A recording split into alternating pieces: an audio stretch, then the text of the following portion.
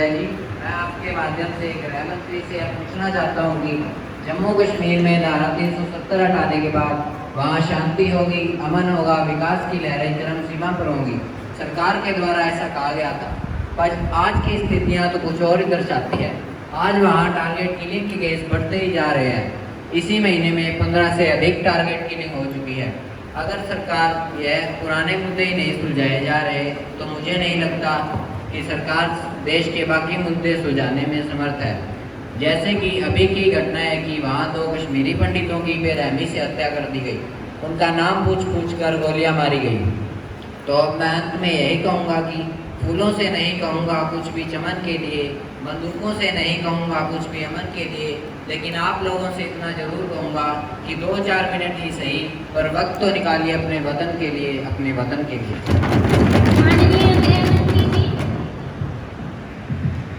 माननीय अध्यक्ष महोदय, मैं आपके माध्यम से बताना चाहती हूँ कि 5 अगस्त 2019 को धारा 370 हटने के पश्चात जम्मू और कश्मीर में विकास की लहर अपनी चरम सीमा पर है। धारा 370 हटने के बाद पहले के मुकाबले आज की परिस्थितियों में काफी बदलाव आया है। जैसे जम्मू और कश्मीर में मेडिकल कॉलेज और हॉस्पिटल्स का निर्माण करवाया गया है। बच्चों द्वारा सैनिकों पर पत्थर फेंकना भी समाप्त हो गया है। लाल चौक पर झंडा फहराना मुश्किल था, परंतु आज वहाँ हमारा झंडा शान से फहरा रहा है। आतंकवादियों को जहन्नुम भेजा गया और आगे भी इसी तरह जहन्नुम भेजा जाएगा। आधिकारिक तौर पे पीओके भारत का है और उसे भारत में लाने की कोशिश भी की जा रही है। जनता के विकास और सुरक्षा के लिए भी प्रयत्न किए जा रहे हैं। माननीय अध्यक्ष महोदय, सोचिए उस काल में सिरहन से दौड़ जाती है, क्या होगा उन कश्मीरी पंडितों का? यह बात उस समय की सरकार को भाती है।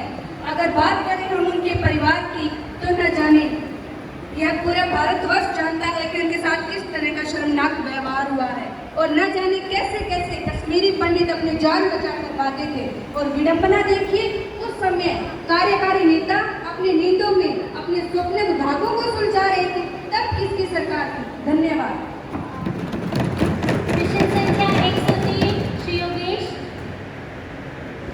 माननीय अध्यक्ष महोदय, मैं आपके माध्यम से माननीय वित्त मंत्री से यह पूछना चाहूँगा कि देश में बढ़ती महंगाई और बढ़ते पेट्रोल डीजल के दामों पर आप किस तरह स्पष्टीकरण देना चाहेंगे? पहले जब ऐसा हुआ था तब तो सत्ता पार्टी के सभी मंत्री और उनके समर्थकों ने हमारी पार्टी की जमकर आलोचना की थी, लेकिन अब आप सभी ऊंची कीमतों को सही ठहरा रहे हैं। पेट्रोल के कारण रोजमर्रा की वस्तुएं महंगी हो रही है, रसोई का चलाना दुर्भर हो चुका है। श्रीमान जी, अब तो कुछ सब्जियों के दाम 200 के पार पहुंच चुके हैं। It's just unexpectable. माननीय वित्त मंत्री जी। माननीय अध्यक्ष महोदय, मैं आपके माध्यम से माननीय सदस्य को बता देना चाहती हूँ कि जब पेट्रोलियम के दाम बढ़ते हैं तो इसका प्रभाव सभी वस्तुओं पर पड़ता है। हमारी सरकार ने जीएसटी की स्लैब 28% से कम करके 18% कर दी है। साथ ही साथ रूस यूक्रेन युद्ध के कारण तेल की बढ़ती कीमतों से बचने के लिए हमारी सरकार ने उन देशों से पेट्रोलियम आयात की मंजूरी दी है जहां से हमें कम कीमतों पर मिल सके। हमारी सरकार की सूझबूझ की नीति के कारण आज पाकिस्तान व श्रीलंका आदि देशों की तुलना में हमारे देश के अंदर पेट्रोल व डीजल के दामों में भारी कमी देखी जा सकती है। आरबीआई ने भी अपनी मौद्रिक नीति को कठोरता से लागू किया है ताकि कीमतों की वृद्धि को रोका जा सके। और अतः हमारी सरकार के इन प्रयासों से कीमतों में काफ़ी कमी आई है और हमारे देश की अर्थव्यवस्था अपने विकास की राह पर आगे बढ़ रही है। Any supplementary? प्रश्न संख्या 104, मिस्टर देव।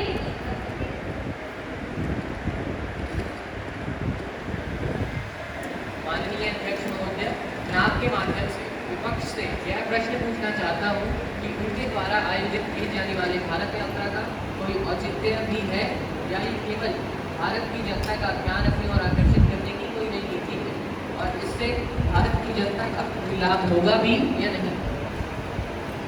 विपक्ष पार्टी के मिस्टर लवजोत। माननीय महोदय, मैं आपके माध्यम से सदन के समक्ष अपने विचार रखना चाहता हूँ। इस विषय पर कहने से पहले आप मुझे इस विषय पर कहने से पहले आप मुझे सत्ता पक्ष द्वारा हर विवाद में अल्पसंख्यक बहुसंख्यक करने की नीति के बारे में तर्क दें।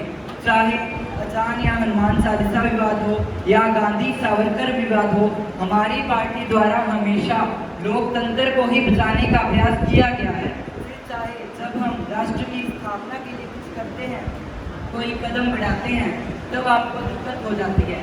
यह तो विपक्ष का धर्मनिरपेक्षता के लिए एक कदम था, एक प्रयास था। और एक बात आप लोग कर सकते, हम धर्मनिरपेक्ष देश के हित के लिए कार्य करते थे, कार्य करते हैं और कार्य करते हैं।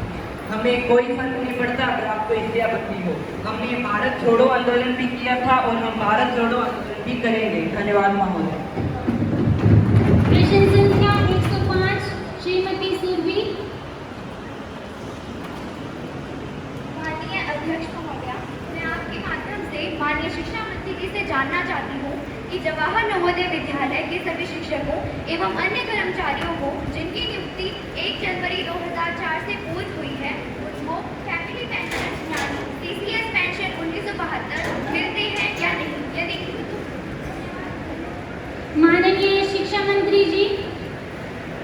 माननीय अध्यक्ष महोदय, मैं आपके माध्यम से संसद में बैठे सदस्यों को यह बताना चाहूँगी कि नवोदय विद्यालयों को सुचारू रूप से चलाने के लिए 28 फरवरी 1986 को NVS यानी नवोदय विद्यालय समिति की स्थापना की गई और इसे सोसाइटी एक्ट 1860 के अंतर्गत पंजीकृत किया गया। आज की तारीख में भारत सरकार 1 जनवरी 2004 से पहले के सभी कर्मचारियों को पेंशन देने के लिए प्रतिबद्ध है।